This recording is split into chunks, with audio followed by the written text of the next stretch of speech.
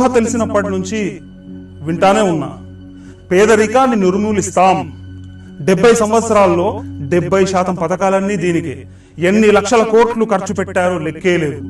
అసలు నాకు అర్థమవని విషయం ఏంటంటే, అసలు పేదరికాన్ని నిర్మూలించాల్సిన బాధ్యత సమాజానికి ఏంటి? ప్రతి మనిషి ఎవరి కష్టం మీద వాళ్ళు బతికేటప్పుడు మధ్య తరగతి వాడి కష్టం పేదోడి కష్టం కంటే ఏ విషయంలో తక్కువ. ఈ పేద అనేటివాడు ప్రభుత్వానికి దత్తపుత్రుడు ఎందుకు అవుతున్నాడు? ప్రభుత్వం అందరిది అయినప్పుడు మధ్య తరగతి వాడి పొట్ట కొట్టి పేదవాడికి ఎందుకు పెడుతున్నారు? సమాజం సమృద్ధికి అభివృద్ధికి పేదవాడి సహకారం ఏంటి మరి? ఎందుకంటే వీడు ట్యాక్స్ కట్టడు, పొదుపు చేయడు, కుటుంబ నియంత్రణ అసలు పాటించడు, చట్టాన్ని గౌరవించడు, ఆరోగ్య సూత్రాలు పాటించడు. వీడికి అసలు కుటుంబ బాధ్యతే ఉండదు. వీడింట్లో పిల్లలకి అరటి పండుకి డబ్బులు ఉండయి కానీ మత్తిచ్చే మందు సీసాలకు మాత్రం లోటు ఉండదు. అసలు వీడు అన్నింటిలోనూ బాధ్యత రాహిత్యమే.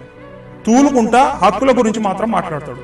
సమాజం పట్ల ఎటువంటి బాధ్యత ఉండదు. సమాజం శ్రేయస్సుతో మాత్రం సంబంధం లేదు. సామాజిక బాధ్యత ఉండదు. వీడికి అన్ని ఉచితంగా కావాలి.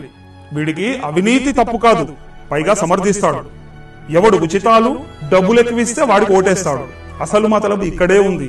రాజకీయ నాయకులకు కావాల్సింది ఆలోచించి ఓటేసేవాడు కాదు, వాళ్ళిచ్చిన డబ్బు తీసుకొని స్వార్థంతో ఓటేసేటోడే కావాలి. ఈ రోజు ప్రభుత్వాలను పేదవాళ్ళే నిర్ణయిస్తున్నారు. వీళ్ళు ఎంత ఎక్కువ మంది ఉంటే అవినీతి పరులు అంత సులభంగా అధికారంలోకి రావచ్చు. అందుకే ఓటుకి నోటు ఇవ్వని వాడికి డిపాజిట్ కూడా దక్కదు. ప్రజాస్వామ్యంలో దేశానికి అసలు నష్టం పేదవాడి వల్లే జరుగుతుంది. అందుకే దేశంలో అన్యాయం అవుతుంది పేదవాడు కాదు, మధ్య తరగతి వాడు.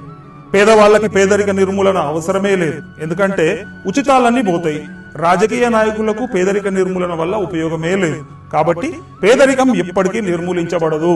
ట్యాక్సులు కడుతున్న వెంగళప్పలు మాత్రం 20 రూపాయల పెట్రోల్ ని 100 రూపాయల కొనుక్కొని తింగరోల లెక్క తలదించుకొని ఉరుకుల పరుగులతో బతుకిడుస్తానే ఉంటారు. మౌలిక సదుపాయాలుండని గతుకుల రోడ్లపై తిరుగుతూనే ఉంటారు. పైన చెప్పినట్టు పేదవాడు డబ్బు తీసుకొని ఓట్లేస్తూ సంక్షేమ పథకాలన్నీ పొందుకుంటా motor cycle, TV, fridge, mixie, cooler, AC, smart phone ఇట్లా అమలు వీటన్నిటికి కూడా కరెంట్ ఫ్రీ. అన్ని ఉన్నా మరుగుదొడ్డి మాత్రం ఉండదు. ఉన్నా కూడా వాడరు. మీరు ప్రభుత్వం దృష్టిలో మాత్రమే పేదవాడిగా ఉంటారు. అలానే తూలుతనే ఉంటారు. అసలు కారణం ఏంటంటే ఆ ఇంట్లో 4 ఓట్లుంటాయి. మరి దేశం చుట్టూ సైనికులు రేయింబవళ్ళు ఎండ వాన మంచుల్లో మాత్రం పహారా కాస్తనే ఉంటారు.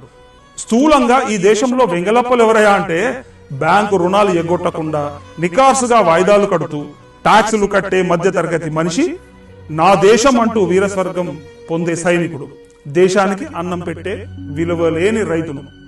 కానీ నాయకులు ఉన్నతాధికారులు మాత్రం పొట్ట మీద చేసుకుని రాజరికం వెలుగబెడుతూ కార్పొరేట్లతో సావాసం చేస్తూ చల్లగా కులాసాగా కాలం గడిపేస్తూనే ఉంటారు.